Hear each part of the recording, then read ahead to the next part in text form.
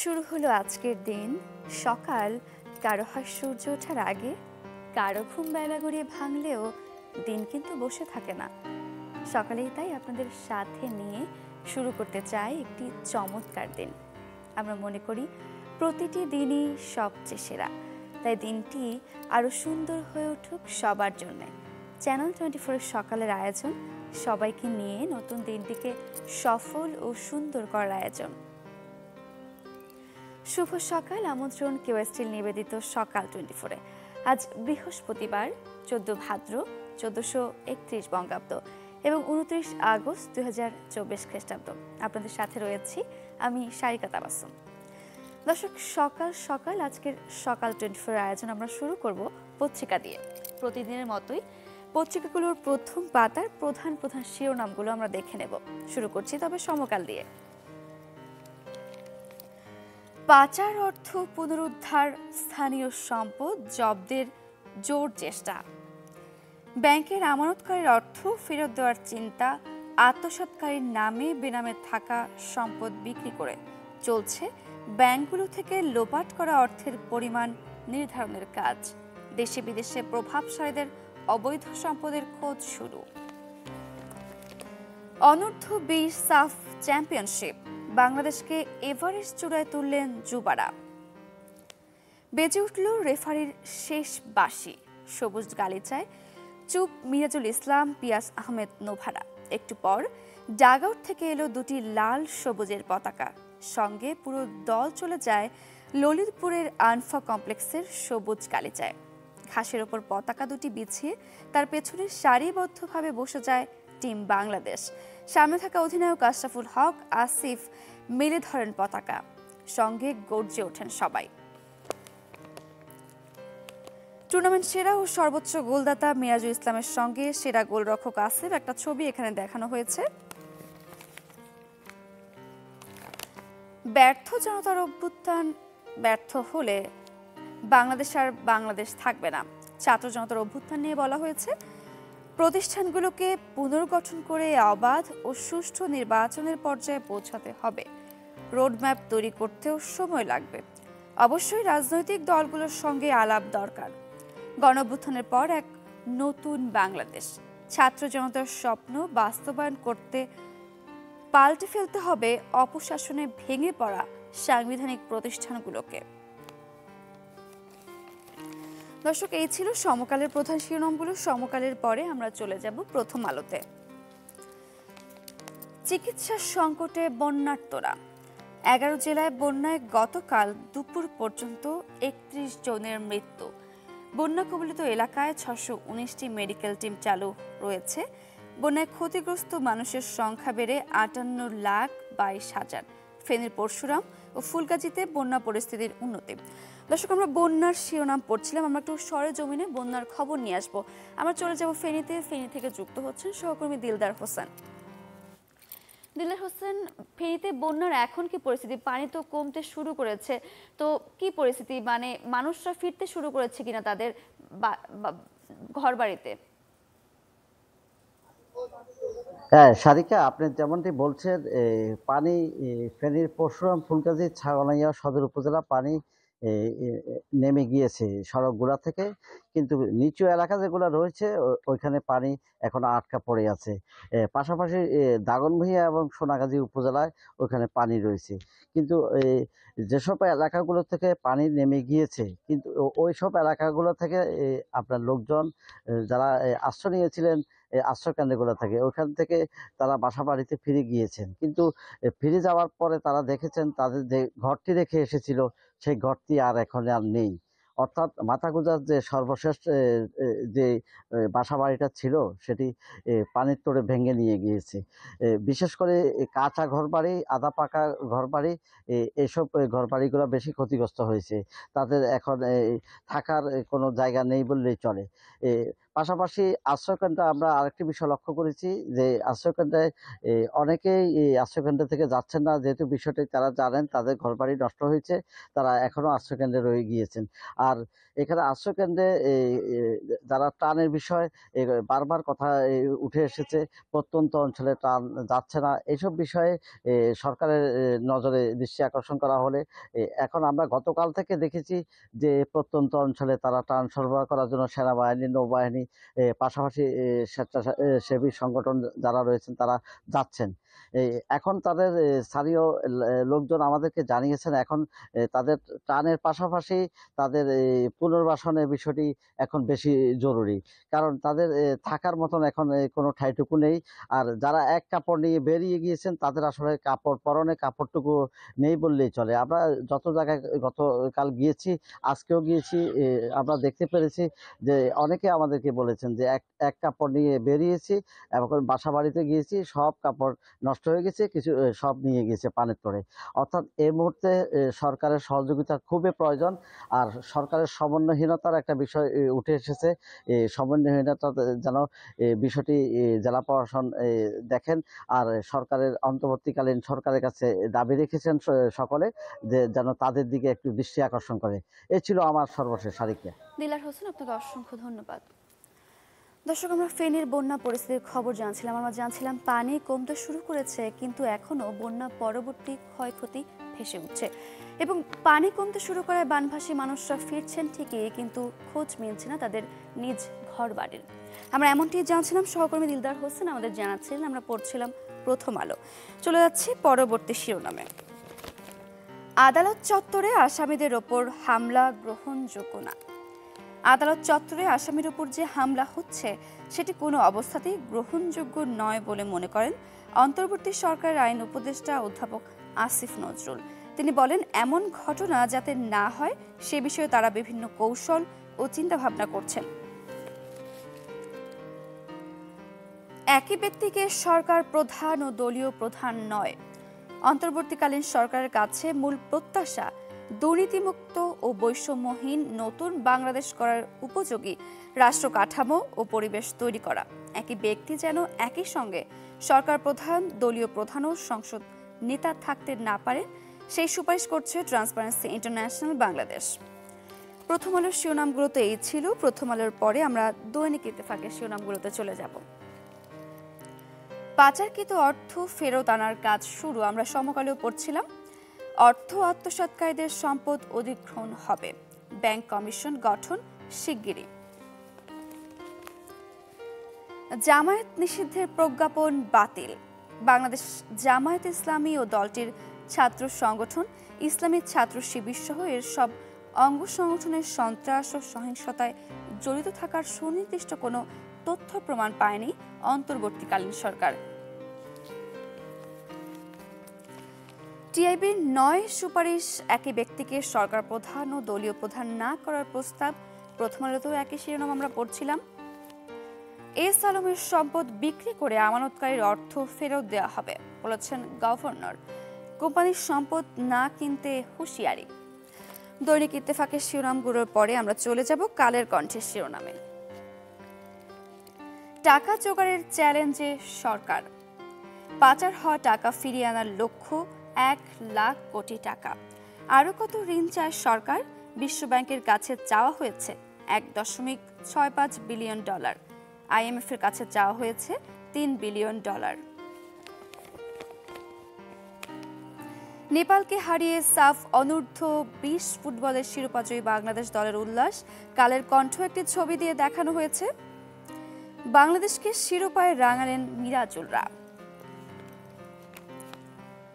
আওয়ামী লীগকে নিষিদ্ধ করা সমীচীন হবে না, সচিবালয়ে ডক্টর আসিফ নজরুল।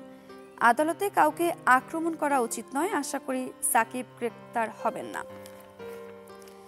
সবশেষে আমরা বণিক বার্তার শিরোনামগুলো দেখব। তরুণদের জন্য অর্থনীতির নতুন যাত্রা নাকি অতীতের ভুল? অভ্যুত্থানের মধ্যে দিয়ে আওয়ামী লীগ সরকারের পতন, সামষ্টিক অর্থনীতির টালমাটাল পরিস্থিতিতে ভারসাম্য নিয়ে আসার চ্যালেঞ্জ বর্তমান অন্তর্বর্তী সরকারের সামনে। যদিও অর্থনীতিতে আগের আমলের অব্যবস্থাপনা ও অনিয়মের প্রভাবগুলো এখনো রয়ে গেছে জোরে সোরেই। কর্মসংস্থান ও দক্ষতা বৃদ্ধিতে মনোযোগ দিতে হবে বিনিয়োগে। দেশের অর্থনীতির নিম্নগামিতার প্রভাব পড়েছে তরুণদের কর্মসংস্থানে। বিশ্বে আনুষ্ঠানিক কর্মসংস্থানের সবচেয়ে পিছিয়ে থাকা দেশগুলোর অন্যতম বাংলাদেশ। ৮০% অধিক অনানুষ্ঠানিক খাতে কর্মরত। দর্শক, এই ছিল আজকের দিনের মোটামুটি প্রধান শিরোনামগুলো। আমরা একটু বন্যা পরিস্থিতির খবর জানব। পানি নামতে শুরু করেছে, তবে এখনো বাসযোগ্য নয় ফেনীর বন্যা কবলিত গ্রামগুলো। ভাগ্য এখানে অসহায়। আছেন আশ্রয় কেন্দ্রে, তবুও প্রতিদিন একবার করে দেখতে যান ঘর কেমন আছে। জীবনের পরিত্রাণের সবাই অপেক্ষায় কেবল একটি ঘরের পুনর্বাসনের। আরো জানাচ্ছেন নীল মাহমুদ, ক্যামেরা ছিলেন তুষার লস্কর। এই জীবন তো হাসের নয়। পানিবন্দী জীবনে পানিতে তাই হাঁসফাঁস বানভাসী মানুষের। অতিরিক্ত খারাপ লাগে না। আই তোকে থাকুম যেন, খাবুম যেন, করুম যেন, সেই জাগ এই গত নাই। বা আরো 1 মাস হরে 2 মাস হরে আই থাকুম যেন, সেই জাগত নাই। চাচির সাথে কথা বলছিলাম, তখন তিনি অনুরোধ করলেন তার ঘরটা দেখবার জন্য, এবং ঘরের সামনে এই মুহূর্তে দাঁড়িয়ে আছি এবং এই ঘর থেকে পানি নেমে গেছে। তবে ঘরের ভিতরে যখন আমরা প্রবেশ করছি, সেই জায়গায় কিন্তু আসলে এই যে পানির যে দুর্ভোগটা, সেই দুর্ভোগটা কিন্তু আছেই। কারণ এই ঘরের ভেতরে যে মেঝেটা, সেই মেঝেটা কিন্তু মাটির, এবং যেখানে পা দিচ্ছি সেখানে কিন্তু সেই মাটি আসলে দেবে যাচ্ছে। অর্থাৎ এতদিন যে আটকে ছিল এই বাড়িতে পানিতে, তার ক্ষতচিহ্ন কিন্তু সর্বত্র আসলে দেখা যাচ্ছে। আমরা তো মাতো বুইয়া মাদ্রাসা ছিলাম আজ 6-7 দিন। কি খাওয়া, নামাজ নাই, কলমা নাই, কত বেড়া দেখে, কত মানুষও দেখে, আমাকে বস্ত্র তো নাই। কত কষ্ট বুকে পুষে রেখে এমন সব কান্না, আকুতি আর আহাজারি। জীবনটাই যখন বয়ে চলেছে অনিশ্চিত এক স্রোতে। আমরা যখন আসা শুরু করেছিলাম তখন কিন্তু পানি ছিল গোড়ালি পর্যন্ত। এরপর যত আমরা ভিতরে ঢুকেছি, পানি হাঁটু পর্যন্ত এসেছে, এবং এখন কিন্তু পানি ঠিক কোমরের কাছাকাছি। এবং আমরা শুনেছি যে আরও যত ভিতরে ঢুকবো, পানি হয়তো বুক সমান পর্যন্ত আমাদেরকে পাড়ি দিয়ে যেতে হতে পারে। গ্রামের নাম মোমারিচপুর। ফেনীর দাগনভূঞা উপজেলার এই গ্রামটি এখন পানির দখলে। ডুবে আছে এতদিনের সব। গেল কদিন সে জোয়ার যদিও নামতে শুরু করেছে, তবে বাড়িঘর বাসযোগ্য হয়ে ওঠেনি এখনো। ঘরের সবকিছু নষ্ট হয়ে গেছে। কিভাবে চলমু, কিভাবে আনিনি খাই, এখন এই অবস্থায় কিভাবে আমরা থাকবো, কিভাবে খামো। আমাদের চাল ডাল, কাপড় চোপড়, ফ্রিজ, মানি জাতীয় ঘরের একটা ট্রেন, চাল সব বাসায় লয়ে গেছে। আমরা আশ্রয় কেন্দ্রে অসহায় মতো আসিলাম। থাকার বসত বাড়ি ঘরগুলা যদি আমরা ফিরা পাই আগের মতো, তাহলে বাল বাচ্চা নিয়ে আমরা সুস্থ সুন্দরভাবে আমরা ঘর বাড়িতে থাকলাম। আল্লাহ রিজিকে যা রাখছে ডাইল ভাত দিয়ে জীবন কাটাইলাম। তবু ঘর ছাড়া মানুষের ঘরের প্রতি কি একটা টান। চোখে পড়ে আশ্রয় কেন্দ্রে থাকা বানভাসী মানুষেরা প্রতিদিন একবার হলেও এসে দেখে যান ঘর কেমন আছে, যত্ন নেন কিছুটা বাঁচানোর মায়ায়। আমি বাড়িতে দেখার জন্য প্রতিদিন সকালে এখান থেকে আসে বাড়িঘর দেখে তারপর 1টার দিকে চলে যাই স্কুলে 4 তলার উপর আমরা। এদিকে ত্রাণ আসছে পর্যাপ্ত, শুধু দুর্গম এলাকায় পৌঁছতে পাল্টাতে হচ্ছে বাহন। কখনো নৌকা, আবার ভ্যান কিংবা ভেলা, যেখানে দুর্ভোগ মোকাবেলায় একাত্ম সবাই। আমরা এই যে ভ্যানে করি, নৌকায় করি, কলা গাছের ভেউলা বানাই, এগুলা করি, তার নিয়ে যাই। তবে বন্যা পরবর্তী জীবনের ভেলাটা ভাসবে কিভাবে জানেন না কেউই। আশার অপেক্ষাটা এখন শুধুই প্রার্থনার। দুর্যোগ কেটে যাবার প্রার্থনা এখানে দুর্ভোগ যারা পোয়াচ্ছেন তাদের সবার মনেই ছিল, কিন্তু দুহাত তুলে প্রার্থনার জমায়েতে সামিল হতে পারেননি কেউই। আমার পিছনের যে মসজিদটি, সেই মসজিদে কিন্তু এই যে পানিবন্দী জীবনে আজান হয়নি এবং কেউ নামাজ পড়তেও আসতে পারেননি। তবে সবারই প্রার্থনা সবার কাছেই খুব দ্রুত কেটে যাক দুর্যোগ, এবং পরবর্তী যে দুর্ভোগ সেখানে সহায়তার হাত বাড়াক সবাই। নীল মাহবুব, চ্যানেল 24, ফেনী। দর্শক, ফেনীর বন্যা পরিস্থিতি নিয়ে জানছিলাম। বন্যার পানি কমতে শুরু করলেও দুর্ভোগ যে এখনো কাটেনি। বাসযোগ্য হয়ে ওঠেনি নিজ ঘরবাড়ি। প্রত্যাশা রাখছে খুব দ্রুতই বানভাসী মানুষদের জন্য পুনর্বাসন ব্যবস্থা করা হবে। দর্শক, এবার একটু আমরা বাগেরহাটে চলে যাব। বাগেরহাটে ড্রেনেজ সমস্যার কারণে অল্প বৃষ্টিতে জলাবদ্ধতার সৃষ্টি হয়েছে এবং এটি বেশ অনেকদিন স্থায়ী হয়। সেখানকার খবর আমরা জানব বাগেরহাট থেকে যুক্ত হচ্ছে সহকর্মী আরিফুল ইসলাম। আরিফুল ইসলাম, যেমনটি আমরা বলছিলাম, অল্প বৃষ্টিতেই বাগেরহাটে জলাবদ্ধতার সৃষ্টি হয়েছে। তো এটি নিরসনে কোনো পদক্ষেপ নেওয়া হয়েছে কিনা বা ভাবছে কিনা, সেই সাথে এলাকাবাসী কি বলছে? সারিকা, আমি এখন দাঁড়িয়ে আছি বাগেরহাট শহরের খাদ্দার এলাকায়।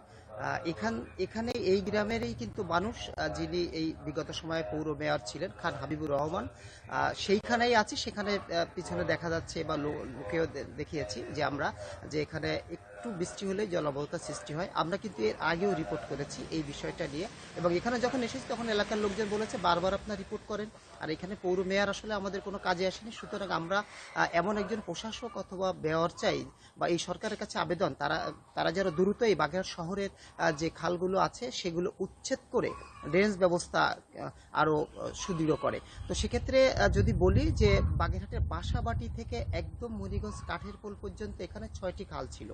এই খালগুলো থেকেই প্রাচীন আমলের এই জনপদ বাগেরহাট থেকেই এই শহরের পানি কিন্তু নিষ্কাশন হতো। বছরের পর বছর শুধু নয়, যুগ যুগ ধরে সেই খালগুলো কিন্তু এখানে প্রভাবশালীরা তারা কিন্তু দখল করে আছে।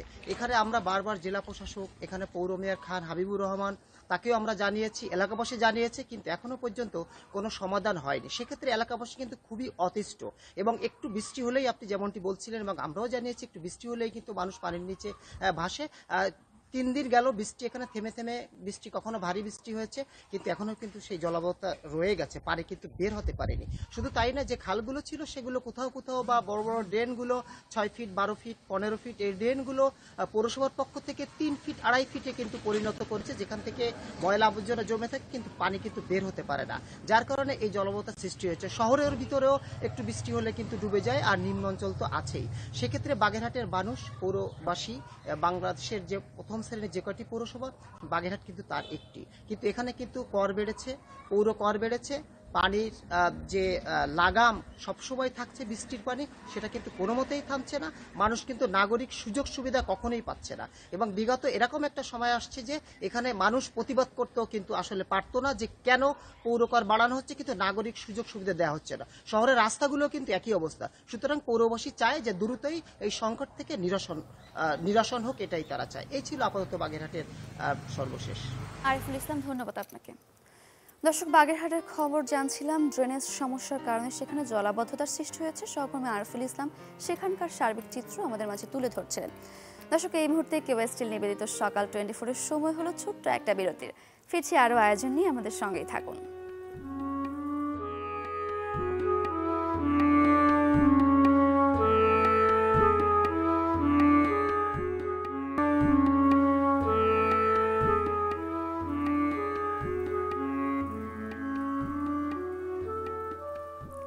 ফিরে এলাম বিরতির পর, আবার আমন্ত্রণ কেওয়াই স্টিল নিবেদিত সকাল 24-এ।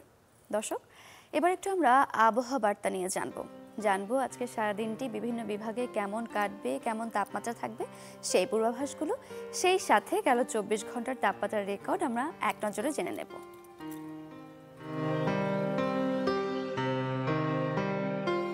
ঢাকার সর্বোচ্চ তাপমাত্রা ছিল 31.6 ডিগ্রি সেলসিয়াস এবং সর্বনিম্ন তাপমাত্রা ছিল 26.9 ডিগ্রি। রাজশাহীতে 35.3 ডিগ্রির বিপরীতে সর্বনিম্ন তাপমাত্রা ছিল 25.5 ডিগ্রি সেলসিয়াস। রংপুরের সর্বোচ্চ তাপমাত্রা 36 ডিগ্রি এবং সর্বনিম্ন তাপমাত্রা 27.3 ডিগ্রি সেলসিয়াস। ময়মনসিংহে 33.6 ডিগ্রির বিপরীতে সর্বনিম্ন তাপমাত্রা ছিল 27 ডিগ্রি সেলসিয়াস। সিলেটের সর্বোচ্চ তাপমাত্রা ছিল 33.8 এবং সর্বনিম্ন 27 ডিগ্রি। চট্টগ্রামে 32 ডিগ্রি সেলসিয়াসের বিপরীতে সর্বনিম্ন তাপমাত্রা ছিল 25.8 ডিগ্রি সেলসিয়াস। খুলনার সর্বোচ্চ তাপমাত্রা ছিল 32.5 ডিগ্রি সেলসিয়াস এবং সর্বনিম্ন 26 ডিগ্রি। বরিশালের সর্বোচ্চ তাপমাত্রা ছিল 31.6 ডিগ্রি সেলসিয়াস এবং সর্বনিম্ন তাপমাত্রা ছিল 26.2 ডিগ্রি। দেশের সর্বনিম্ন তাপমাত্রা রেকর্ড করা হয়েছে বান্দরবানে 24.6 ডিগ্রি সেলসিয়াস এবং দেশের সর্বোচ্চ তাপমাত্রা রেকর্ড করা হয়েছে সৈয়দপুরে 36.2 ডিগ্রি সেলসিয়াস।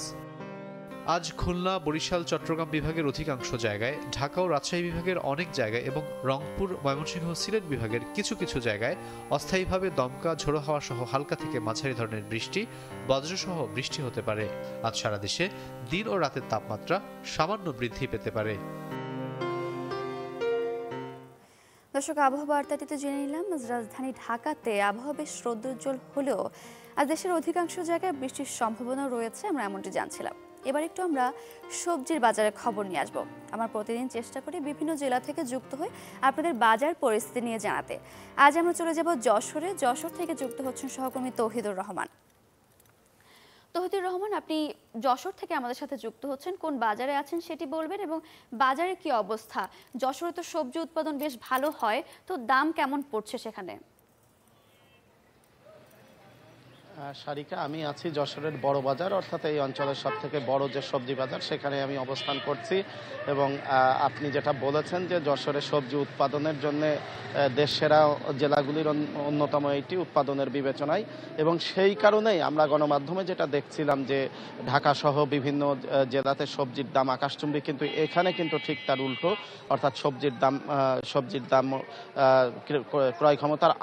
ক্রয় ক্ষমতার মধ্যে আছে বলে ক্রেতারা বলছেন। এবং এখানে আমরা যদি পণ্যের দাম ধরে বলি তাহলে বেগুন বিক্রি হচ্ছে বেশি দামে 80 টাকা কেজি দরে, এবং কচুরমুখী এবং উচ্ছে আজকে বিক্রি হচ্ছে এখানে 60 টাকা কেজি দরে।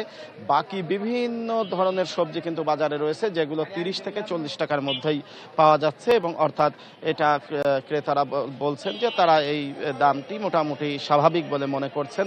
একই পরিস্থিতি মাছের বাজারেও, মাছে প্রচুর দেশি মাছ বাজারে উঠেছে এবং মাছের দামও নিয়ন্ত্রণে আছে বা ক্রয় ক্ষমতার মধ্যে আছে। ইলিশের দাম ছাড়া ইলিশ মাছ কিন্তু এখানেও 16 থেকে 1700 টাকা কেজি দরে বিক্রি হচ্ছে। বাকি সব মাছ কিন্তু, বিশেষ করে দেশি মাছগুলো, খুবই কম মূল্যে বিক্রি হচ্ছে। এর যে বড় কারণ সেটি হচ্ছে যে এখানে কৃষি প্রধান অঞ্চল হওয়ায় যে সবজির ক্ষেতে গত কয়েকদিনের বৃষ্টিতে প্রচুর পানি জমেছে এবং কৃষকরা তুলে নিচ্ছেন ক্ষেত থেকে সেই সবজি, ফলে বাজারে সরবরাহ পর্যাপ্ত হওয়ার কারণে দাম ক্রেতাদের আয়ত্তের মধ্যে আছে। এবং একইভাবে মাছের ব্যাপারটিও একই অবস্থা। মুরগির দামও কিন্তু বেশ কম বলে ক্রেতারা বলছেন, এবং যে মুরগি অর্থাৎ সোনালী মুরগি যেটা 350 টাকা পর্যন্ত বিক্রি হয়ে থাকে, আজকে বাজারে দেখা যাচ্ছে সেটা 230 থেকে 240 টাকায় মিলছে। তবে আলু, পেঁয়াজ এবং যে রসুনের দাম, এগুলো কিন্তু অপরিবর্তিত রয়েছে এবং উচ্চ মূল্যে বিক্রি হচ্ছে। সারিকা। তৌহিদুর রহমান, আপনাকে অসংখ্য ধন্যবাদ। দর্শক, সবজি উৎপাদনে অন্যতম জেলা যশোর থেকে আমরা সবজির বাজারের খবর জানছিলাম। আমরা জানছিলাম সবজি উৎপাদন ভালো হয়, সেখানে দ্রব্যমূল্য দাম একদম হাতের নাগালেই রয়েছে। দর্শক, আয়োজনে একেবারে শেষ পর্যায়ে আমরা চলে এসেছি। দেখা হবে আগামী পর্বে। সে পর্যন্ত ভালো থাকুন, সুস্থ থাকুন। সবাইকে জানাই শুভ সকাল।